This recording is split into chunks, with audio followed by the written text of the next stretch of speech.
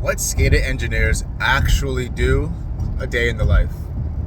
Welcome to my channel. My name is Alexander Akubogu. I am a degreed engineer and computer scientist, working over 10 years and counting in the industry. In addition to that, I'm also a former college basketball player, high school and middle school basketball coach, and skills and development trainer. You see how I smile when I say that last part? That basketball lights me up, and that's why this channel is called the Engineering Basketball Channel. Right, the channel where I take my day-to-day life as an engineer, the way I see my job in systems, right, systematizing my job and tasks around it, and bring that to the game of basketball, especially on the development side. So this video here is more specifically focused on what I do as an engineer. This will be more tailored towards the engineers out there, the SCADA engineers out there, but also includes the ones that are not so much engineers but want to think in systems. These are good videos for you to watch. So what do I do a day in the life? This is an interesting question, right? Because what is SCADA? First, let's start off with what is SCADA. SCADA is an acronym, first of all, and it stands for Supervisory, Control, and Data Acquisition, right? So really three things in that big thing: supervisory, control, and data acquisition. Okay. So for supervisory, really we want to be able, it's just monitoring. I want to be able to monitor something constantly. I want to monitor the rainfall. I want to monitor the electrical flow. I want to monitor something that I'm not right next to constantly. That's useful, right?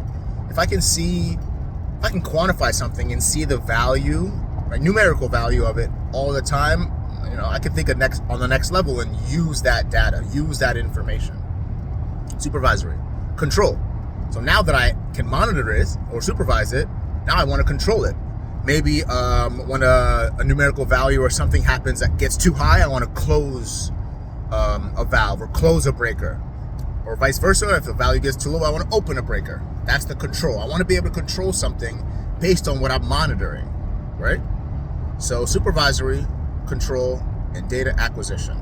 Okay, data acquisition. Data acquisition not only is supervising, but we want to also pull the data in like a historical way. We want to be able to organize the data. We want to pull it in and use that. It's almost like a closed feedback loop. And I apologize for the camera moving.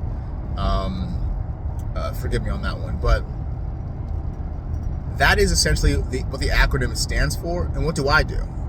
I work several facets, right?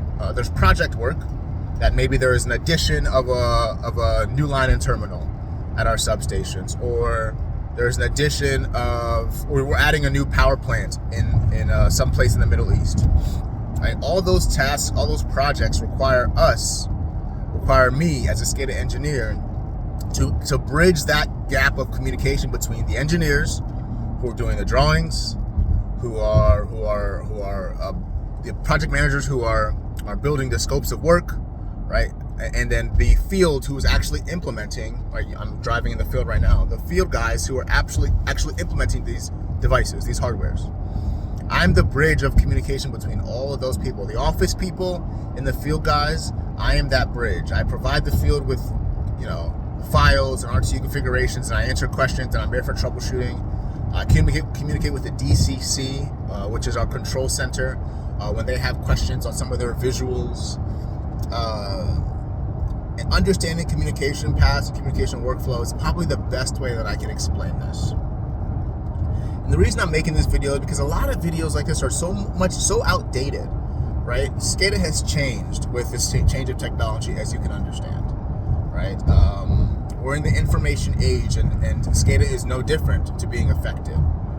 So, not that I would say stay pigeonholed, but being a SCADA engineer is a skill that you can use for years, decades, I would say.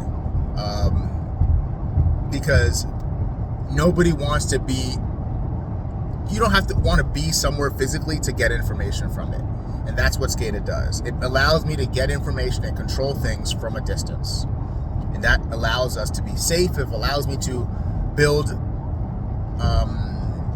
plans or systems in case things go wrong safely, right? In the past, we used to have people on site at all times, and these are dangerous things that you're dealing with: high voltages, right? Medium voltages, power plants, cooling systems, ammonia.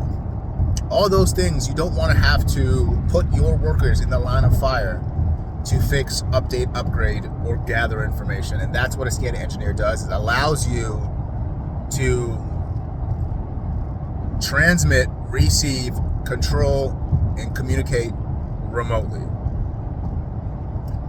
If you have any other questions, or if you know anybody or want to know more information about what a SCADA engineer does, or how do you even get here, what do you major in, what's one of the cleanest paths to there, what does a 10-year, 20-year life look like, as opposed to just being a brute worker, what does that trajectory look like when you're ranking up, and can this be opened as a consulting, or create a business out of this? All those answers I have for you, and I'm working through right now. Just let me know, reach out in the comments and we can build something together. I'm heading to work right now, so another day as an engineer.